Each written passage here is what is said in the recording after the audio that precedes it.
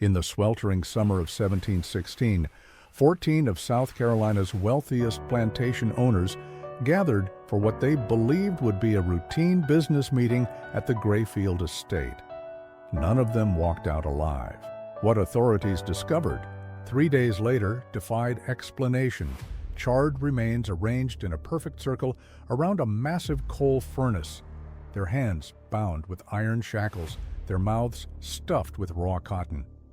The only witness was a slave woman named Esperanza de Lima, found sitting calmly in the estate's kitchen, humming a Portuguese lullaby while methodically sharpening kitchen knives. When questioned, she spoke only one phrase in broken English: "Justice burns slower than coal, but burns complete." Colonial records of this incident were sealed by order of Governor Robert Johnson and remained buried in Charleston's archives for over 2 centuries.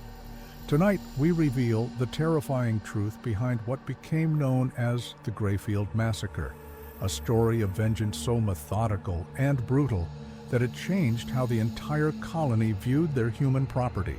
Before we continue, Leah, with the story of Esperanza de Lima and the night that shook colonial South Carolina to its core, I need you to do something for me. Hit that subscribe button and ring the notification bell, because stories like this one, buried by time and covered up by those in power, deserve to be told. And while you're at it, let me know in the comments what state you're listening from. Are there any dark historical secrets hiding in your own backyard? Now let's step back to 1716 and discover how a woman, who was considered nothing more than property, orchestrated one of the most calculated acts of revenge in colonial American history. The story begins not with that horrific night, but 15 years earlier in the bustling port city of Charleston, South Carolina. The year was 1701, and the colony was experiencing unprecedented prosperity built on the backs of enslaved Africans who worked the rice plantations that stretched along the coastal lowlands. Among the most successful planters was Edmund Grayfield, a second-generation colonist whose family had carved out a 3,000-acre empire from the swamplands north of the Ashley River. Grayfield was a man of particular cruelty, even by the harsh standards of his time. Standing over 6 feet tall, with pale blue eyes that seemed to look through people rather than at them, he had earned a reputation for breaking slaves, both physically and mentally. His plantation, known as Grayfield Estate, was whispered about in the slave quarters throughout the region. It was said that slaves sent there either died within a year or emerged as hollow shells of their former selves. In September of 1701, a Portuguese slave ship called the Santa Maria arrived in Charleston Harbor carrying 180 souls from the coast of Angola. Among them was a young woman, perhaps 20 years old, who would be given the name Esperanza de Lima by her new owner. What made her different from the other slaves was not immediately apparent to the white colonists who inspected her like livestock at the market. She was of average height and build, with intelligent dark eyes and intricate tribal scarification on her shoulders that told the story of her royal lineage, a story that would remain unknown to her captors. What they didn't know was that Esperanza had been the daughter of a powerful village chief, trained from childhood in the arts of strategy, negotiation, and what colonial minds would have dismissed as witchcraft, but was actually a sophisticated understanding of herbs, poisons, and human psychology. She had witnessed the Portuguese raiders burn her village, murder her father, and enslave her people. In her mind, every white face she encountered was connected to that original sin. Edmund Grayfield purchased her for $342 sterling, a considerable sum that reflected her apparent health and young age. He had specific plans for his new acquisition.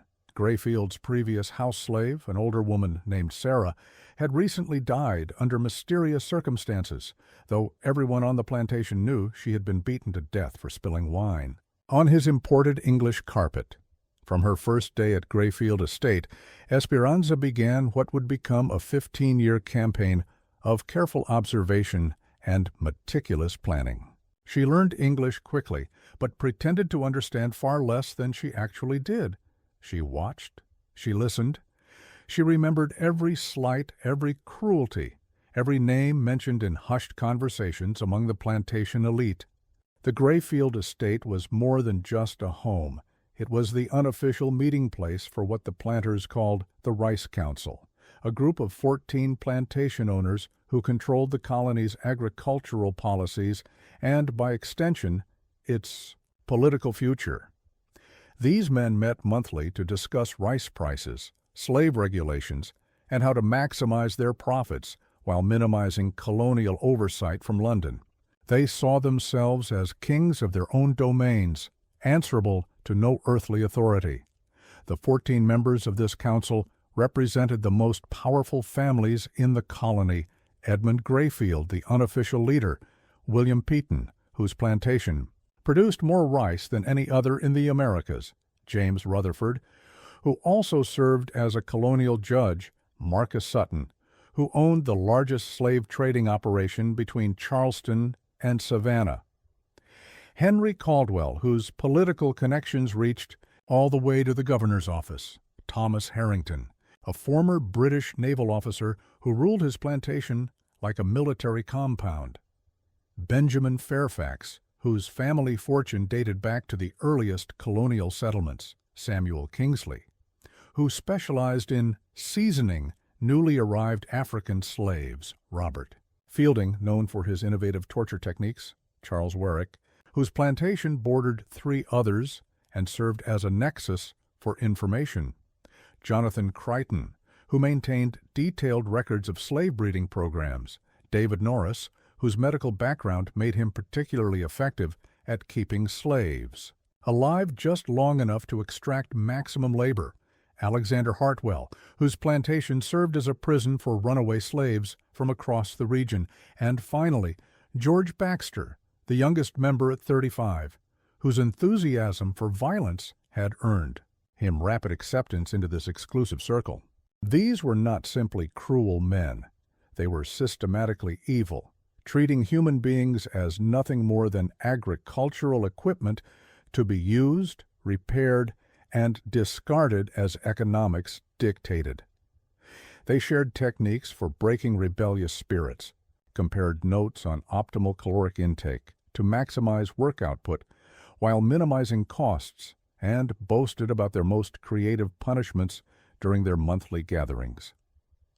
Esperanza served at these meetings for 15 years, moving silently around. The dining room like a shadow, refilling glasses and clearing plates, while these men discussed their human property like cattle. She heard them laugh about families they had separated, debate the merits of whipping versus branding, and plan expansions of their operations that would require the importation of hundreds more slaves. But what truly set Esperanza's plan in motion was not just the general cruelty of slavery. It was something far more specific and personal. In the spring of 1715, everything changed for Esperanza de Lima.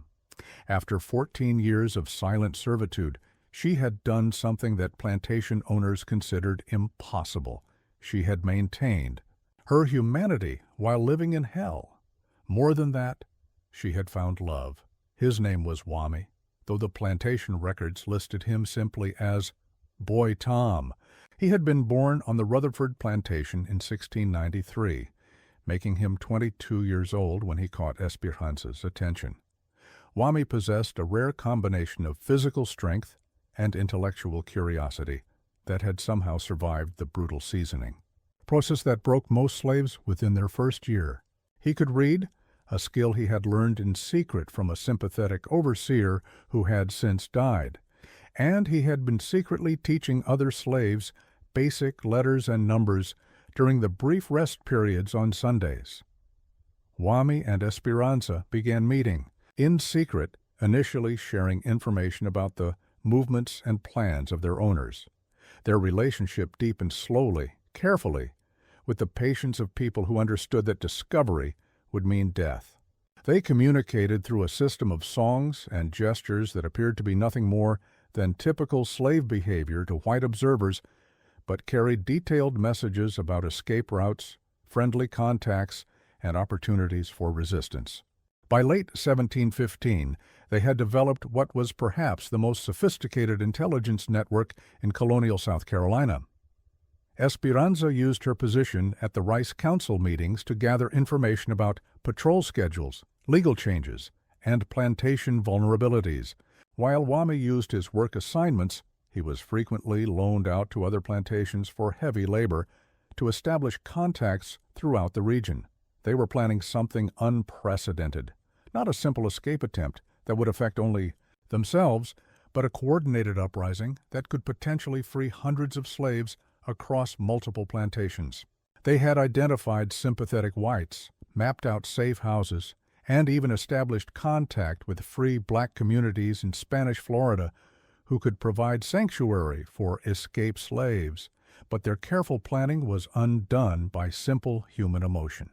March 15, 1716, Edmund Grayfield announced at the monthly Rice Council meeting that he had decided to expand his breeding program. He had identified several prime specimens among his female slaves who would be paired with males from other plantations to produce what he called superior working stock. The program would begin immediately, with selected females being moved to a separate compound where they would be monitored constantly to ensure successful pregnancies. Esperanza's name was at the top of his list. When she overheard this conversation while serving wine to the council members, her face remained impassive. But something fundamental shifted inside her. She had survived 15 years of slavery by maintaining hope for freedom, hope for revenge, hope for a future where she could live as a human being rather than property. Now Grayfield was planning to reduce her to nothing more than a breeding animal. That night, she met Wami at their usual spot, a fallen cypress tree deep in the plantation's rice fields, where the sound of their voices would be masked by the chorus of insects and nightbirds. She told him about Grayfield's plan, and they both understood what it meant. Once she was moved to the breeding compound, their contact would become impossible. Their intelligence network would collapse. Their planned uprising would die before it began. Desperate, Wami urged that they run. That very night, he had made contact with a Spanish trader who could smuggle them to St. Augustine within a week. They could be free, start a new life, maybe even find a way to help other slaves from relative safety.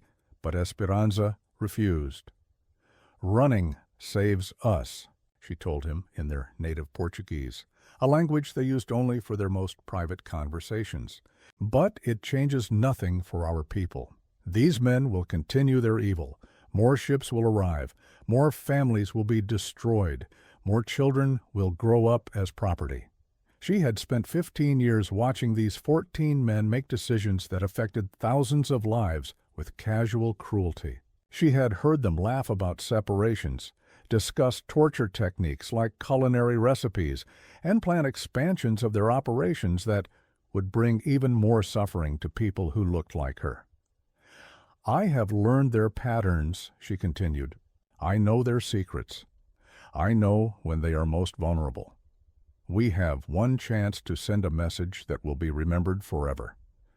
One chance to make them afraid the way they make us afraid." Wami understood what she was suggesting, and he was terrified, not of death. Slaves lived with the constant threat of death, but of the systematic torture that would precede execution if they were caught. He had seen what happened to slaves who raised their hands against whites. The punishments were designed to serve as examples to break the spirits of every other slave who witnessed them. But he also understood that Esperanza was right. Their planned escape would save 2 lives while leaving the system intact. Her alternative was unthinkably dangerous, but it offered the possibility of something greater, a blow against slavery itself that might inspire others, or at least make. Slave owners think twice about their casual cruelty. They spent the next 2 weeks refining a plan that was part intelligence operation, part psychological warfare, and part tactical strike. Esperanza would use her access to the monthly Rice Council meeting To create an opportunity for devastating retaliation, Wami would handle logistics, acquiring materials, establishing alibis for sympathetic slaves, and creating contingency plans for various scenarios. What they developed was perhaps the most sophisticated act of slave resistance in colonial American history, and it all centered on a simple fact that Esperanza had observed over 15 years of service. The Rice Council members were so confident in their absolute power that they had become careless about their personal security. The monthly meeting scheduled for June 23, 1716, would be their last. June 23, 1716, dawned with the oppressive heat that made South Carolina summers nearly unbearable for everyone except those who had grown up with the climate of equatorial Africa. Esperanza woke before sunrise, as she had every day for 15 years, and began her morning routine. But today was different. Today was the culmination of 15 years of careful observation, meticulous planning, and suppressed rage. The monthly Rice Council meeting was scheduled to begin at 2 in the afternoon, giving the 14 plantation owners time to travel to Grayfield Estate and conduct any preliminary business before the formal session. These meetings typically lasted 4 to 6 hours, depending on the agenda and the amount of imported rum that Edmund Grayfield provided for his guests. Esperanza had spent weeks studying the patterns of previous meetings, noting everything from seating arrangements to bathroom breaks to the timing of various agenda items. She knew that Marcus Sutton always arrived early to conduct private business with Grayfield. She knew that Benjamin Fairfax had a weak bladder and would excuse himself approximately every 90 minutes.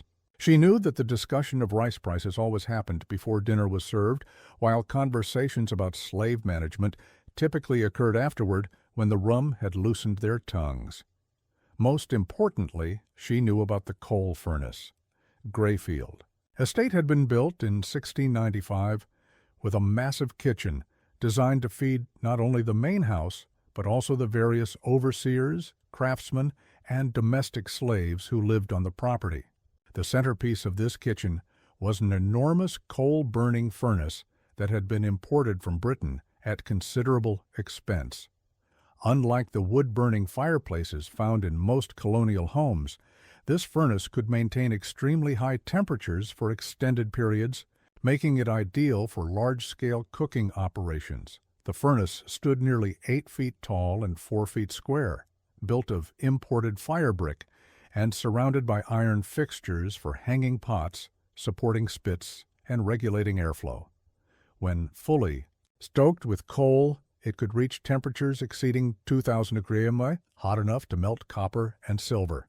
Grayfield took enormous pride in this furnace, often showing it to visitors as an example of his prosperity and sophistication. What Grayfield didn't know was that Esperanza had been secretly studying the furnace's operation for months, learning how to control its temperature, how to maintain maximum heat for extended periods, and how to manipulate its airflow to create specific conditions. She had also been gradually stockpiling coal in a storage room adjacent to the kitchen, telling the overseers that Mr. Grayfield had ordered extra fuel for a planned expansion of cooking operations. 3 days before the meeting, Esperanza received devastating news that solidified her resolve beyond any possibility of doubt. Wami had been sold. James Rutherford had decided that his plantation needed additional field hands for an expansion project, and he had convinced Grayfield to sell him Boy Tom for $60 sterling. The transaction would be completed immediately after the Rice Council meeting, with Wami being transferred to the Rutherford plantation the following morning. When Esperanza learned of this sale, she understood that her window of opportunity was closing forever. In 3 days, she would lose the man she loved, be forced into a breeding program that would destroy her spirit, and watch helplessly as the Rice Council continued its systematic brutalization of her people. The time for patience had ended. That evening she met Wami for what they both knew would be the last time. They spoke in whispers beside the fallen cypress tree, sharing 15 years of memories compressed into a few precious hours. Wami begged her one final time to abandon her, plan and run away with him that very night. There was still time to escape to Spanish Florida, still time to build a life together away from the horror of plantation slavery. But Esperanza's mind was made up. These men believe they are gods, she told him. They believe they can do anything. To us, without consequence. Tomorrow I will show them they are wrong. I will show them that we are human beings, not animals, and that human beings fight back when pushed beyond endurance. Wami understood that arguing was useless. He had known Esperanza for less than 2 years, but he had learned to recognize the steel in her voice when her mind was completely made up. Instead, he spent their remaining time together, helping her refine the final details of her plan. The next morning, June 22nd, Esperanza began her final preparations. She started by conducting a thorough inventory of the kitchen and adjoining storage areas, identifying every tool, ingredient, and material that might be useful. She paid particular attention to the iron shackles and chains that were stored in the kitchen's pantry, devices typically used for restraining slaves during punishment but kept readily available throughout the plantation. She also made careful note of the kitchen's layout and the movement patterns of other domestic slaves throughout the day. The success of her plan would depend partly on ensuring that innocent slaves were not present when events unfolded, and partly on maintaining the appearance of normal operations until the critical moment arrived. Most importantly, she began preparing the coal furnace. Starting at dawn, she began feeding coal into the furnace at carefully timed intervals, gradually increasing the internal temperature while maintaining the appearance of routine cooking preparations. By late morning, the furnace was approaching peak operating temperature, ready to maintain maximum heat for several hours. The other domestic slaves noticed nothing unusual about Esperanza's behavior. She had always been quiet and methodical in her work, and her preparations for the monthly Rice Council meeting appeared identical to her routine for previous gatherings.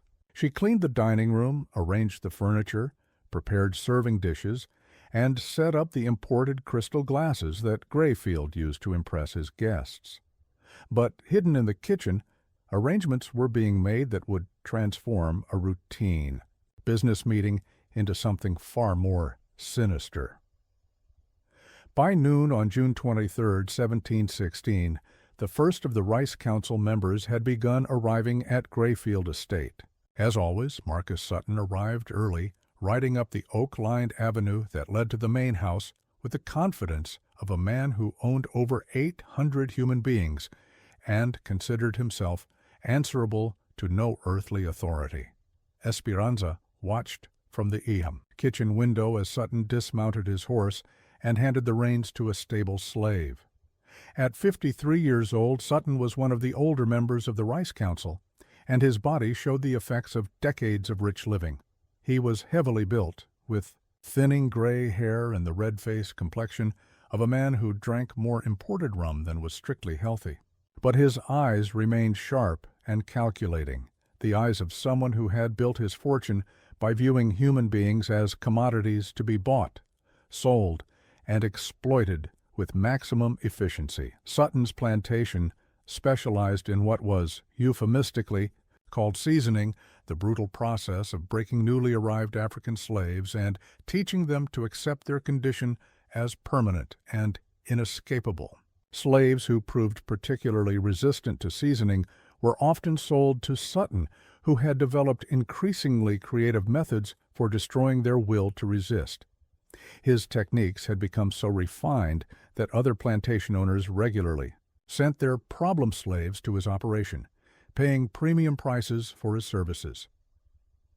Edmund Grayfield greeted Sutton at the front door with the elaborate courtesy that plantation owners reserved for each other while treating their slaves like livestock. The two men retired to Grayfield's private study to discuss business matters that were too sensitive for the larger group, primarily new techniques for slave control and strategies for lobbying the colonial government to reduce restrictions on slave importation.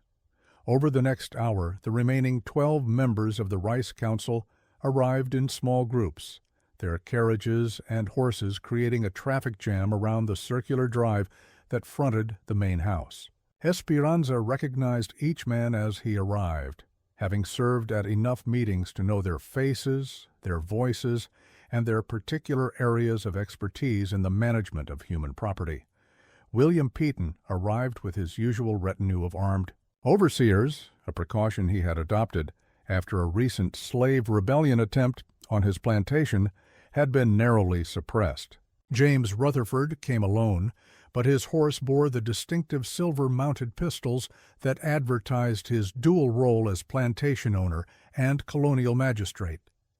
Henry Caldwell traveled in an elaborately decorated carriage that displayed his family's coat of arms, a pretentious affectation that highlighted his political connections and social ambitions. Each arrival was greeted with the same ceremonial courtesy, the same exchange of pleasantries about weather and crops and the persistent Indian problem along the frontier. These men saw themselves as the founding fathers of a great civilization, pioneers, who were transforming a wilderness into productive agricultural land that would feed the growing cities of colonial America. What they refused to acknowledge was that their civilization was built on a foundation of systematic brutality, that their wealth came from the unpaid labor of thousands of human beings who were treated worse than livestock, and that their political influence existed primarily to perpetuate and expand this system of exploitation. At 2 hours precisely, Edmund Grayfield called the monthly meeting to order in his formal dining room.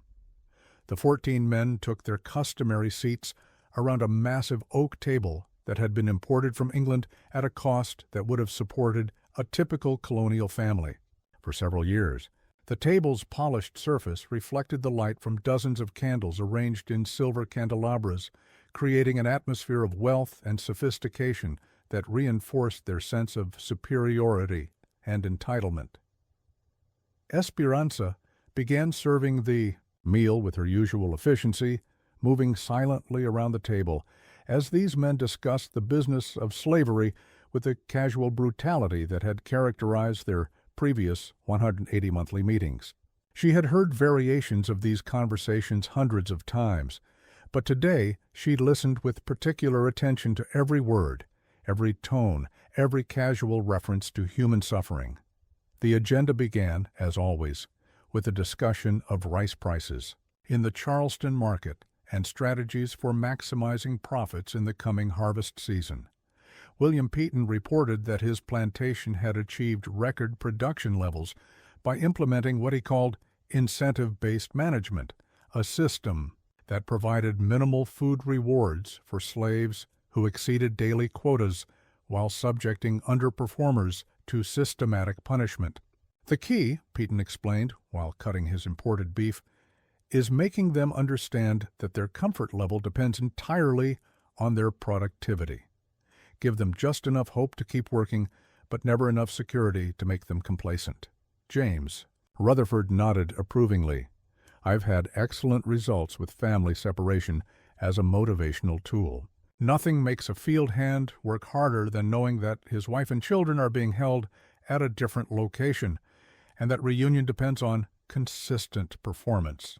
The conversation continued in this vein for nearly an hour, with each member sharing techniques for extracting maximum labor from their human property while minimizing expenses for food, housing, and medical care.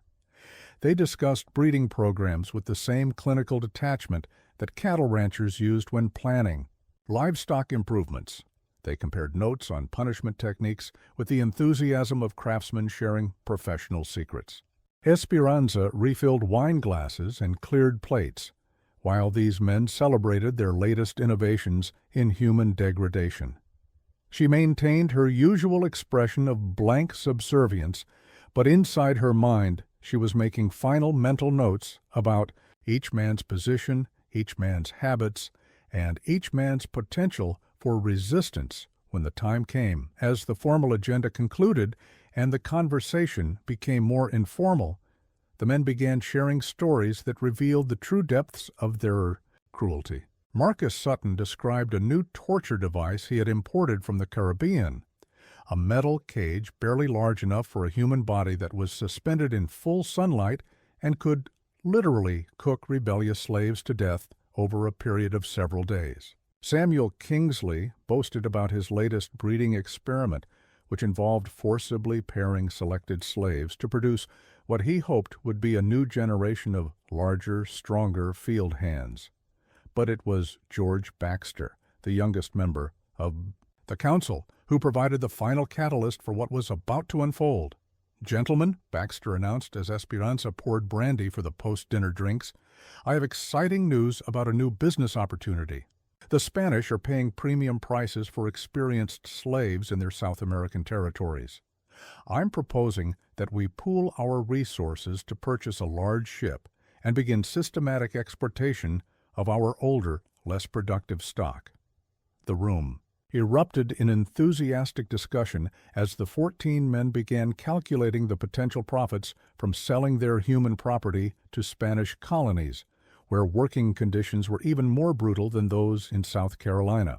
They debated logistics, discussed political connections, who could facilitate the necessary permits, and estimated how many slaves they could export while maintaining adequate labor forces for their plantations. As Esperanza listened to these men plan the destruction of even more lives, she felt something inside her snap. For 15 years, she had maintained her sanity by telling herself that their cruelty had limits, that even these evil men would eventually recognize some boundaries of human decency. But there were no limits. There were no boundaries. Their capacity for causing suffering was constrained only by economic considerations and their own imagination. It was time to show them what it felt like to be powerless. At exactly 9:47 p.m., according to the imported German clock that stood in Grayfield's dining room, Esperanza de Lima made her move. The 14 members of the Rice Council had finished their formal business and settled into the comfortable after-dinner conversation that typically concluded their monthly meetings. The room was warm with body heat and candlelight, filled with the smell of imported tobacco and expensive brandy. Most of the men had loosened their formal attire and adopted the relaxed posture of people who believed themselves completely secure in their dominance.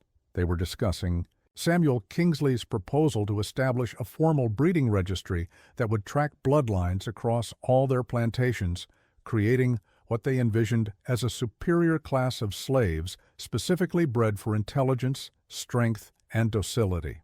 The conversation had become technical, almost academic, as they debated genetic principles with the same detached interest they might bring to discussions of crop rotation or soil improvement. None of them noticed when Esperanza excused herself from the dining room, ostensibly to retrieve additional brandy from the kitchen. None of them observed her careful movements as she secured every exit from the main house except the kitchen door. None of them realized that she had been gradually increasing the coal furnace's temperature throughout the evening, bringing it to a heat level that would have been dangerous even for cooking purposes. Her plan was elegant in its simplicity and terrifying in its implications. Over the previous several days, she had used her access to the estate's storage areas to positions iron shackles and chains at strategic locations throughout the house. These restraint devices, normally used for punishing rebellious slaves, were now distributed in such a way that she could quickly secure anyone she encountered. She had also prepared a special mixture based on knowledge passed down from her grandmother, a combination of local herbs that could render someone unconscious within minutes if absorbed through food or drink. This mixture had been carefully added to the brandy decanter that she had been serving throughout the evening. As the Rice Council members continued their discussion of human breeding programs, the first effects of Esperanza's preparation began to manifest. George Baxter, who had consumed more brandy than the others, began to feel dizzy and disoriented. He attributed this to the heat and alcohol, but within minutes he was slumping in his chair, struggling to maintain consciousness. One by one, the other council members began experiencing similar symptoms. William Peaton complained of sudden nausea.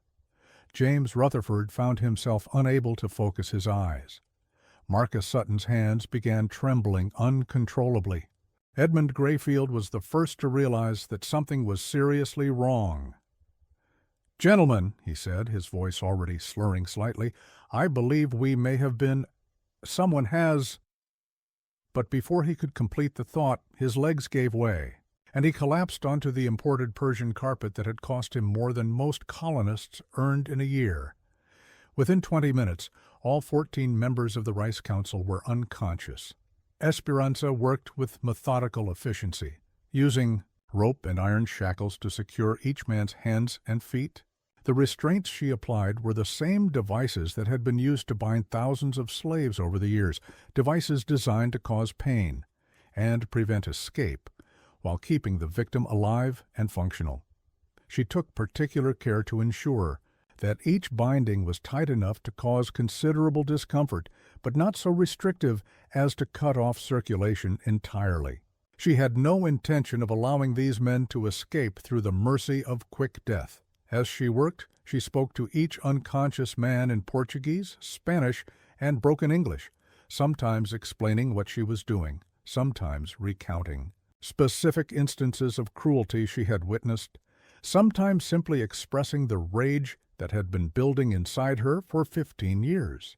"You sell my Wami like he is cow," she whispered to James Rutherford as she secured iron shackles around his ankles. "You buy and sell people like they are nothing. Tonight, you learn what it feels like to be nothing." To Marcus Sutton, she said, "You break spirits. You teach people to stop being human. Tonight, I teach you what broken spirit feels like." To Edmund Grayfield, her voice carried 15 years of suppressed hatred. "You own me. You think you can do whatever you want to me. You think I am animal. Tonight you see what animals do when they have no choice left." Once all 14 men were securely restrained, Esperanza began the most labor-intensive part of her plan. One by one, she dragged each unconscious body from the dining room, through the house to the kitchen. This process took nearly 3 hours, as each man weighed considerably more than she did, and she had to move carefully to avoid making noise that might alert other slaves or overseers who might still be awake. By 2 a.m., all 14 members of the Rice Council were arranged in a circle around the massive coal furnace, their feet pointing toward the center, their hands secured behind their backs with iron shackles, their mouths stuffed with raw cotton to prevent them from calling for help when they regained consciousness. The furnace itself had been stoked to maximum temperature and was radiating heat that made the kitchen nearly unbearable, even for someone who wasn't restrained. Esperanza had calculated that the combination of extreme heat, dehydration, and restricted movement would create a form of prolonged torture that would give these men time to contemplate their fate while slowly dying in agony. But she had also made provisions for a more immediate form of justice. As the first gray light of dawn began filtering through the kitchen windows, the Rice Council members began regaining consciousness. The herb mixture she had used was designed to cause unconsciousness for several hours, but leave no permanent impairment, ensuring that her victims would be fully aware of their situation when the torture began. Edmund Grayfield was the first to wake up, and his confusion quickly turned to terror as he realized his predicament. He was lying on the stone floor of his own kitchen, bound hand and foot with iron shackles, unable to speak because of the cotton stuffed in his mouth, and surrounded by the other members of his council in similar condition. The massive coal furnace in the center of their circle was radiating heat like a miniature version of hell itself. As the other men regained consciousness, the kitchen filled with the sound of muffled screams and desperate struggles against unbreakable restraints. They were experiencing for the first time in their lives the absolute helplessness that they had inflicted on thousands of other human beings.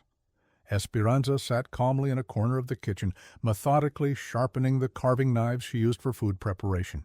She had positioned herself so that each man could see her clearly, and she maintained eye contact with each of them as they fully grasped the hopelessness of their situation. "Good morning, gentlemen," she said in clear English, far better English than she had ever spoken in their presence before. "I hope you rested well. We have much to discuss, and I want to make sure you are all paying attention."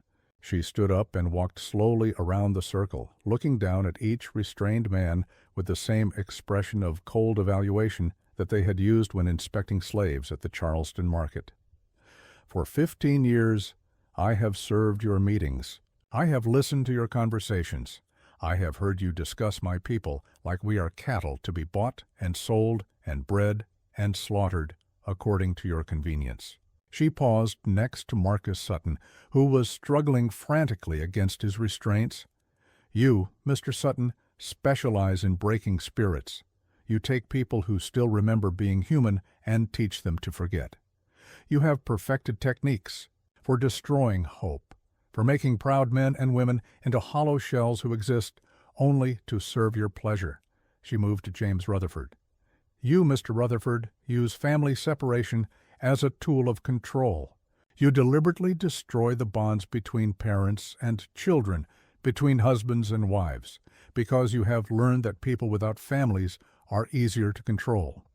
She continued around the circle, addressing each man by name and recounting specific acts of cruelty that she had witnessed or heard described during their monthly meetings. With each recitation, the men's struggles became more desperate and their muffled cries more frantic. Finally, she returned to Edmund Grayfield. "And you, Mr. Grayfield, are the worst of all because you could have chosen differently. You have education. You have wealth. You have power. You could have treated us as human beings. Instead, you chose to be a monster because being a monster was more profitable." She walked back to the center of the circle, standing directly in front of the coal furnace. "Today you are going to experience what it feels like to be powerless. You are going to learn what it means to be at the mercy of someone who views you as less than human, and you are going to die slowly, painfully, with plenty of time to think about all the suffering you have caused." With that announcement, Esperanza began the final phase of her plan. What happened over the next 6 hours would become the stuff of legend and nightmare throughout colonial South Carolina, though the full details would remain buried in sealed government archives for more than 2 centuries. Esperanza de Lima transformed the Grayfield estate kitchen into a theater of retribution, where 14 of the colony's most powerful men experienced for the first and last time what it meant to be completely helpless in the hands of someone who viewed them as less than human. She began with psychological torture, moving slowly around the circle and forcing each man to listen as she recounted in excruciating detail specific instances of cruelty that she had witnessed during her 15 years of servitude. She described children torn from their mothers, arms, husbands separated from wives, proud men reduced to broken shells through systematic brutalization. She spoke in the calm, measured tone that these men typically used when discussing the management of their human property. "Mr. Peaton," she said, kneeling beside the terrified plantation owner, "do you remember the woman named Asher? She was pregnant. When you bought her in 1714, you worked her in the rice fields until the day she went into labor, then sold her baby to a trader from Georgia before she even recovered from childbirth. She cried for 3 days straight. You told your overseer to whip her for excessive noise that was disturbing your sleep." Peaton's eyes widened with terror as he recognized the incident. Like most plantation owners, he had committed so many acts of casual cruelty that individual cases blended together in his memory. But Esperanza had remembered every detail, every name, every act of systematic dehumanization that she had witnessed. She moved to Charles Warwick. "You enjoy watching punishments, Mr. Warwick. You attend whippings like other men attend horse races.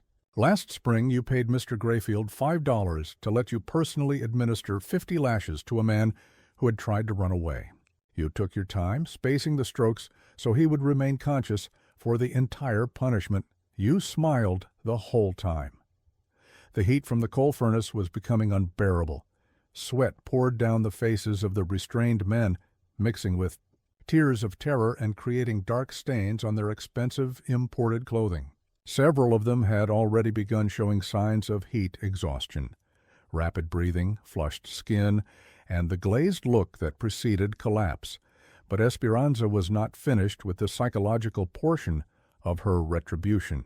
She retrieved a leather-bound ledger from Edmund Grayfield's study, the same book where he recorded the purchase, sale, and breeding of his human property.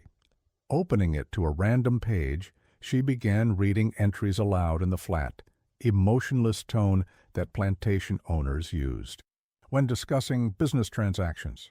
April 12, 1715, sold boy named Caesar, age 14, to Rutherford Plantation for breeding purposes, $45 sterling. Note: mother became unmanageable after separation.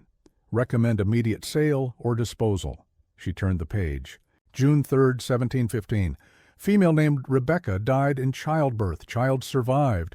Estimated loss $20 sterling. Note: implement better nutrition program for breeding females to reduce mortality rates. Page after page, she read the clinical documentation of human suffering. Families destroyed, children sold, men and women reduced to monetary calculations in a businessman's ledger. Each entry represented someone's life, someone's family, someone's dreams crushed under the weight of systematic exploitation. The psychological torture continued for 2 hours, with Esperanza forcing each man to confront the full scope of his crimes against humanity. She had an extraordinary memory for detail, enhanced by 15 years of careful attention to their conversations. She could recall specific dates, individual names, particular acts of cruelty that each man had committed or ordered. But as the morning sun climbed higher and the temperature in the kitchen approached 120 Fahrenheit, she moved to the next phase of her plan. From the kitchen storage area, she retrieved several long iron rods, tools typically used for stoking, the coal furnace and manipulating heavy cookware. She placed these rods directly into the furnace's flames, where they quickly heated to cherry-red temperatures that would cause excruciating burns on contact with human flesh. "Gentlemen," she announced, "you have spent years perfecting techniques for causing pain without causing immediate death. You have learned how to torture people for maximum effect while keeping them alive and functional. Today I will demonstrate that your students have been paying attention." She withdrew the first iron rod from the furnace. The metal glowed like a piece of captured sunlight, radiating heat that could be felt from several feet away. Moving to Edmund Grayfield, she held the rod close enough to his face that he could feel the intense heat without making contact. "This is for every slave you have branded like cattle," she said calmly. "This is for every human being you have marked as your property." What happened next was too brutal to describe in detail, but the screams that echoed through the Grayfield estate kitchen could be heard by slaves working in fields nearly a quarter-mile away. The sound was unlike anything they had ever heard before. The desperate, agonized cries of men who had never experienced genuine helplessness and were discovering what their victims had endured for decades. Esperanza worked methodically, applying the heated iron to each man in turn, targeting non-fatal areas that would cause maximum pain while ensuring that her victims remained conscious and aware. She had learned from observing their own torture techniques, understanding exactly how much damage the human body could sustain while still maintaining the capacity for suffering. Between applications of the heated iron, she continued her psychological assault, describing in detail how each man's plantation would be inherited by relatives who might or might not continue their cruel practices. She talked about their children, wondering aloud whether the next generation would prove as evil as their fathers, or might develop some capacity for human compassion. "Your son, William," she said to Marcus Sutton, As he writhed in agony, "He is only 16 years old. Maybe there is still time for him to become a better man than his father. Maybe when he learns what happened to you, he will decide that treating people as property is too dangerous." The psychological impact was as devastating as the physical torture. These men had built their entire identity around the belief that they were superior beings, natural masters who had the right to control and exploit other human beings. Esperanza was systematically destroying that identity, forcing them to experience themselves as victims, as objects to be manipulated by someone else's will. As the afternoon heat combined with the furnace's radiation to push the kitchen temperature above 130 degrees, several of the men began showing signs of severe heat stroke. Their skin turned red and dry, their breathing became rapid and shallow, and their struggles against the restraints became weaker and more desperate. But Esperanza had planned for this contingency. She had no intention of allowing them to escape through unconsciousness or heat-induced delirium. Using techniques learned from her grandmother, she applied wet cloths to their foreheads and forced small amounts of water into their mouths, keeping them conscious and aware while their bodies slowly cooked in the superheated air. "You must stay awake," she told them. "You must remain alert. Death is a mercy, and you have not earned mercy yet." The torture continued through the hottest part of the afternoon, with Esperanza maintaining the furnace at maximum temperature while systematically applying heated iron rods to each man's body. She targeted hands, feet, and faces, areas that would cause excruciating pain while remaining visible as permanent reminders of their experience. But perhaps the most devastating aspect of the entire ordeal was not the physical suffering, but the complete reversal of power relationships that it represented. For the first time in their lives, these 14 men were experiencing what their slaves endured every day, the knowledge that another human being had complete control over their bodies, their comfort, their very survival. They were learning what it meant to be property. As evening approached and shadows began falling across the kitchen floor, Esperanza prepared for the final act of her carefully orchestrated revenge. The coal furnace had been burning at maximum temperature for nearly 18 hours, creating a heat level that was literally unbearable for sustained human exposure. She began dragging the semi-conscious men closer to the furnace, positioning them so that the intense heat would slowly cook their bodies, while keeping them alive long enough to fully appreciate their fate. It was a technique she had heard Marcus Sutton describe during one of the Rice Council meetings, a method he used for punishing slaves who attempted escape. "This is how you killed Thomas," she told Sutton, as she positioned his body within 3 feet of the glowing coals. "Remember, Thomas, the young man who tried to run away last summer? You put him in a metal cage in direct sunlight and let him cook slowly over 3 days. He begged for water, he begged for shade, he begged for death. You ignored all his pleas because you wanted other slaves to witness his suffering. One by one." She arranged all 14 men in positions where the furnace's radiant heat would slowly kill them, while leaving them conscious long enough to contemplate their crimes. The psychological impact was as important to her as the physical destruction. She wanted them to understand with perfect clarity that they were dying because of choices they had made, actions they had taken, and lives they had destroyed. As the sun set on June 24, 1716, the kitchen of Grayfield Estate contained 14 dying men who were experiencing for the first and last time what it felt like to be completely powerless in the hands of someone who viewed them as less than human. The screaming had stopped several hours earlier, replaced by the weaker sounds of men whose vocal cords had been damaged by prolonged crying. The kitchen filled with the smell of burning flesh and the sound of labored breathing as 14 of colonial South Carolina's most powerful citizens slowly roasted to death beside the same furnace they had used to prepare meals served by the people they had enslaved. Esperanza sat in her corner, still methodically sharpening kitchen knives, humming the Portuguese lullaby that her mother had sung to her in the village that Portuguese raiders had destroyed 20 years earlier. She was no longer looking at the dying men, but her ears remained alert to their breathing, ensuring that none of them escaped into unconsciousness before experiencing the full measure of justice she had planned. As midnight approached, the last of the Rice Council members finally succumbed to the combination of heat, dehydration, and burns that had been slowly killing them throughout the day. Edmund Grayfield was the final survivor, his constitution strengthened by years of rich living and medical care that had never been available to his slaves. His last coherent words, spoken in a whisper, barely audible above the sound of burning coal, were a pathetic attempt at bargaining. "Please, I can give you money, freedom, whatever you want."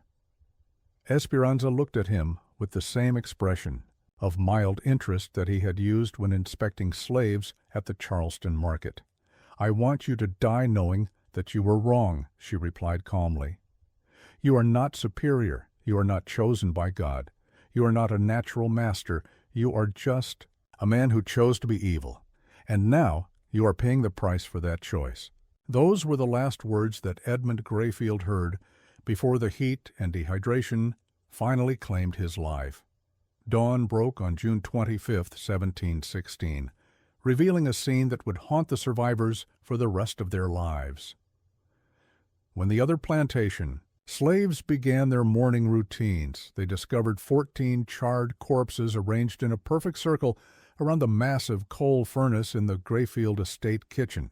The bodies were barely recognizable as human, reduced to blackened shells by 18 hours of exposure to extreme heat.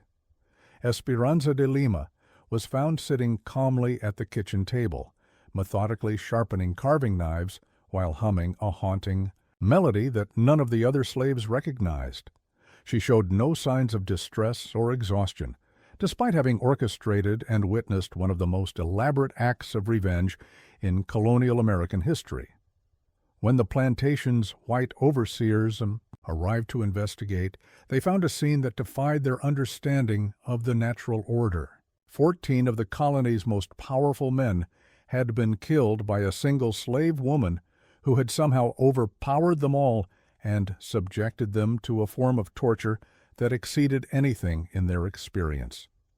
The implications were terrifying. If one slave could accomplish this level of devastation against multiple plantation owners, what might happen if slaves began organizing more sophisticated forms of resistance? The psychological impact on the white colonial population was immediate and profound. For the first time, they began to fear the people they had enslaved. Word of the massacre spread throughout the colony within days, carried by riders who had been dispatched to inform the victims' families and business associates. But the colonial authorities faced a serious dilemma in deciding how to respond to the incident. On one hand, they needed to demonstrate that slave rebellion would be met with swift and brutal retaliation. The entire plantation system depended on maintaining the slaves' belief that resistance was futile and that white dominance was absolute and permanent. On the other hand, they needed to prevent the spread of detailed information about Esperanza's methods and success. If other slaves learned that 14 plantation owners could be killed by a single woman, armed only with intelligence, patience, and determination, the results could be catastrophic for the entire colonial economy. Governor Robert Johnson convened an emergency session of the Colonial Council to discuss the crisis. After 3 days of heated debate, they reached a decision that prioritized political stability over public justice. The official records of the Grayfield massacre were sealed by gubernatorial order and locked in the Charleston archives with instructions that they not be opened for 50 years. The families of the victims were informed that their relatives had died in a tragic fire that had consumed the Grayfield estate kitchen during a business meeting. No mention was made of Esperanza's role in their deaths. Esperanza herself presented a more complex problem, Executing her publicly would require explaining her crimes, which would spread exactly the kind of information that the colonial government wanted to suppress. But allowing her to live would send the message that slave high, rebellion could succeed without consequences. The solution they devised was as cruel as it was politically expedient. Esperanza was sentenced to be sold to a Spanish trader who specialized in supplying slaves to the silver mines of South America, a fate that was universally understood to be a delayed death sentence. The working conditions in the Spanish mines were so brutal that slaves typically survived less than 2 years before succumbing to exhaustion, disease, or accidents. But even this sentence carried risks. If Esperanza managed to survive long enough to share her story with other slaves, she could become a symbol of successful resistance that might inspire additional rebellions. The colonial authorities solved this problem by ensuring that Esperanza would never reach the Spanish mines alive. On July 15, 1716, exactly 3 weeks after the Grayfield Massacre, Esperanza de Lima was loaded onto a Spanish trading vessel called the Santa Isabella that was bound for Cartagena. The ship's captain had been secretly instructed to ensure that she did not survive the voyage, but to make her death appear accidental. The Santa Isabella departed Charleston Harbor on the evening tide, carrying 43 other slaves along with Esperanza. According to the ship's official log, she died of fever on the 3rd day of the voyage and was buried at sea, according to standard maritime practice.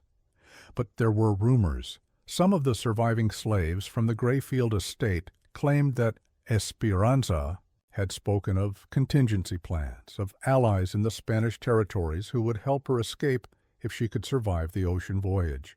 Others whispered that she had been seen speaking with free black sailors in Charleston Harbor, possibly arranging for assistance during the trip.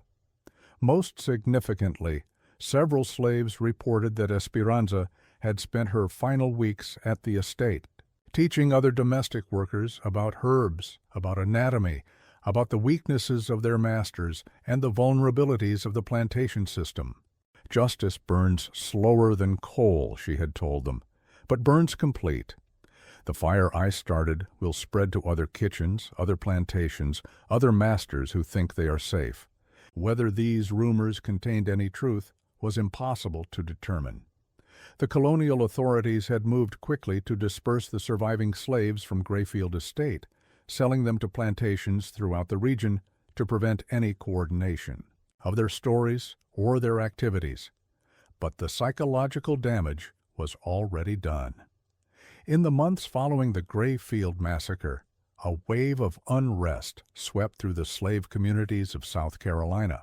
There were no additional mass killings like Esperanza's methodical execution of the Rice Council members, but plantation owners began reporting an unprecedented series of smaller incidents that suggested coordinated resistance. Kitchen fires destroyed several plantation houses under suspicious circumstances. Valuable livestock died mysteriously after consuming feed that may have been poisoned. White overseers suffered unusual accidents at precisely the moments when they were most vulnerable. Tools and weapons disappeared from storage areas, only to be found days later in locations that suggested slave involvement. Most disturbing to the colonial authorities, slaves began demonstrating knowledge of their owners' personal habits, business, arrangements, and family relationships that went far beyond what their duty should have provided. It was as if an intelligence network had developed throughout the plantation system, with information flowing freely between properties that had previously been isolated from each other. The psychological impact on the white colonial population was profound and lasting. Plantation owners who had previously moved through their properties with casual confidence now traveled with armed escorts and avoided predictable routines. The monthly meetings that had been a cornerstone of the Rice Council's coordination were suspended indefinitely, as no one wanted to gather in large groups that might present attractive targets for revenge. Some plantation owners began modifying. their treatment of slaves not out of moral awakening, but from practical fear. If slaves were capable of the kind of sophisticated planning and execution that Esperanza had demonstrated, then maintaining their loyalty through slightly better treatment might be a wise investment in personal security. But other owners moved in the opposite direction, implementing even harsher controls and punishments in an attempt to terrorize their slaves into submission. These plantations experienced higher rates of escape attempts, work slowdowns, and mysterious accidents that suggested their strategies were backfiring. The colonial government responded by implementing new laws that restricted slave movement, prohibited gatherings of more than 3 slaves without white supervision, and mandated harsh penalties for any slave caught with weapons or tools that could be used as weapons. But these laws were difficult to enforce across the scattered plantation system, and they may have actually encouraged more sophisticated forms of resistance by driving slave organization underground. Perhaps most significantly, the story of Esperanza de Lima began circulating through the network of free black communities, underground railroad stations, and sympathetic white abolitionists who were beginning to organize opposition to slavery. Her name became a symbol of resistance that inspired other acts of rebellion throughout the American colonies. Historians would later debate whether the Grayfield Massacre represented an isolated incident of individual revenge or the beginning of a more systematic form of slave resistance that contributed to the eventual collapse of the plantation system.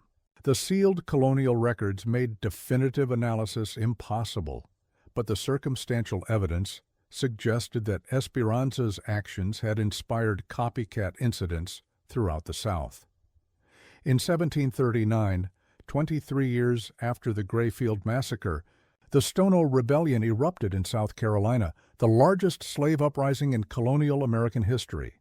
While the specific connections to Esperanza's actions could not be proven, some of the rebellion's leaders were slaves who had worked on plantations that were connected to the original Rice Council network. The rebellion was eventually suppressed, but it demonstrated that the psychological impact of the Grayfield Massacre had not faded with time.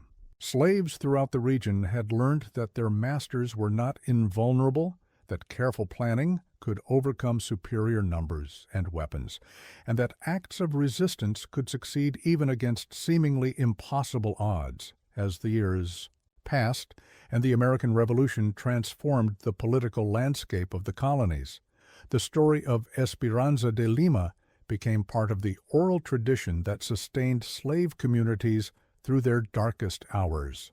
Parents told their children about the woman who had made 14 masters pay for their crimes. Young slaves learned that resistance was possible, that intelligence and patience could be more powerful than physical strength, and that justice might be delayed but would eventually arrive. The sealed records in Charleston's archives remained unopened for exactly 50 years, as Governor Johnson had ordered. When they were finally made available to researchers in 1766, the American colonies were in the midst of political upheaval that would lead to independence from Britain. The story of the Grayfield Massacre was overshadowed by larger historical events, but it contributed to a growing awareness that the institution of slavery contained the seeds of its own destruction. By the time the United States Constitution was ratified in 1788, the plantation system that had seemed so permanent and invincible in 1716 was already showing signs of internal stress that would eventually tear the nation apart. The psychological impact of knowing that slaves could organize, plan, and execute sophisticated acts of resistance had fundamentally changed the relationship between master and slave. The masters were no longer confident in their absolute power. The slaves were no longer convinced of their absolute powerlessness, and in that shift of psychological balance lay the beginning of the end of American slavery. In the years that followed the Grayfield Massacre, whispers of the truth began to emerge from the most unexpected sources. A Spanish ship's clerk, writing in his private journal during a voyage to Cartagena in late 1716, recorded an extraordinary conversation with a Portuguese-speaking woman who had been secretly transferred from the Santa Isabella during a supply stop in Havana. According to the clerk's account, this woman spoke with remarkable intelligence about the plantation system in South Carolina, describing in precise detail the weaknesses and vulnerabilities of individual plantation owners throughout the colony. She claimed to have orchestrated what she called the first lesson, but suggested that it would not be the last. The fire that began in one kitchen, she reportedly told the clerk, will spread to many kitchens. The lessons I learned from watching. Masters at their evil work are now being taught to new students. Whether this woman was truly Esperanza de Lima could never be confirmed, but colonial records from Spanish Florida began documenting the arrival of unusually well-informed escaped slaves who possessed detailed knowledge of plantation operations throughout the British territories. These refugees seemed to have access to an intelligence network that extended far beyond what individual escapees should have known. More disturbing to the colonial authorities, reports began filtering back from Spanish territories describing communities of former slaves who were actively supporting escape attempts and resistance activities in the British colonies. Letters intercepted by colonial officials contained detailed instructions for identifying sympathetic contacts, avoiding patrol routes, and exploiting the psychological vulnerabilities of plantation owners who had grown careless in their confidence. By 1720, just 4 years after the Grayfield Massacre, the colonial government was forced to acknowledge that slave resistance had evolved beyond individual escape attempts into something approaching organized warfare. Plantation owners throughout South Carolina began reporting coordinated incidents that suggested systematic planning and intelligence gathering. Kitchen fires destroyed several plantation houses under circumstances that defied natural explanation. Valuable livestock died mysteriously after consuming feed that appeared to have been deliberately poisoned. White overseers suffered fatal accidents at moments when they were most isolated and vulnerable. Most unsettling of all, slaves began demonstrating knowledge of their masters' personal habits, business relationships, and family secrets that went far beyond what their assigned duties should have revealed. It was as if an invisible network had developed throughout the plantation system, with information flowing freely between properties that had previously been isolated from each other. The psychological transformation was profound and lasting. Plantation owners who had moved through their properties with casual arrogance now traveled with armed escorts and avoided predictable routines. The monthly gatherings that had been central to the Rice Council's coordination were permanently suspended, as no one wanted to present an attractive target for coordinated revenge. Some masters began modifying their treatment of slaves, not from moral awakening, but from practical terror. If their human property was capable of the sophisticated planning and execution that had destroyed the Rice Council, then maintaining loyalty through slightly better conditions might be a wise investment in personal survival. But other plantation owners responded with increased brutality, implementing harsher punishments and more restrictive controls in desperate attempts to terrorize their slaves into absolute submission. These plantations experienced higher rates of mysterious accidents, work slowdowns, and escape attempts that suggested their strategies were having the opposite effect. The colonial government imposed new laws restricting slave movement, prohibiting gatherings, and mandating severe penalties for any slave found with potential weapons. But these regulations were difficult to enforce across the scattered plantation system, and they may have actually encouraged more sophisticated forms of underground organization. As the decades passed, the story of Esperanza de Lima became woven into the fabric of slave resistance throughout the American colonies. Parents whispered to their children about the woman who had made 14 masters pay for their cruelty. Young slaves learned that their masters were not invulnerable, that careful planning could overcome superior numbers and weapons, and that justice might be delayed but would eventually arrive. The sealed records in Charleston's archives remained, locked away as Governor Johnson had ordered, but the truth had already escaped through other channels. Every slave community knew the essential facts. One woman, armed only with intelligence and determination, had killed 14 of the most powerful men in the colony and had lived to escape their justice, whether Esperanza truly survived to continue. Her work in Spanish Florida, or whether the reports of her later activities were legends created to inspire hope in desperate people, became less important than the psychological impact of her story. The masters were no longer confident in their absolute power. The slaves were no longer convinced of their absolute powerlessness. And in that fundamental shift of psychological balance lay the seeds of everything that would follow. The growing resistance movements, the underground railroad networks, the persistent rebellions that would eventually contribute to the destruction of the entire plantation system. The kitchen at Grayfield Estate stood empty for 66 years after that night of reckoning, gradually falling into ruin as subsequent owners found the building impossible to staff. Local slaves refused to work. In the room where Esperanza had demonstrated what happened to masters who pushed their human property beyond endurance. Eventually, the entire structure was demolished and the land left to return to wilderness.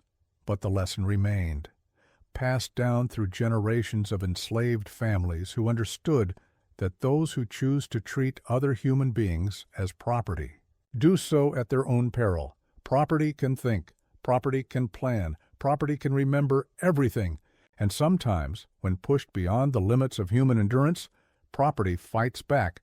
Justice burns slower than coal, but it burns complete. What do you think of this story? Do you believe everything was revealed, or are there still secrets buried in the archives of our nation's dark history? Leave your comment below and share your thoughts about this remarkable tale of resistance and revenge. If you enjoyed this journey into America's hidden past and want more stories that reveal the truth behind official histories, subscribe to our channel, hit the notification bell, and share this video with someone who appreciates the power of untold stories. History is written by the victors, but sometimes the voices of the victims find a way to be heard across the centuries. See you in the next video, where we'll continue exploring the dark secrets that shaped our nation.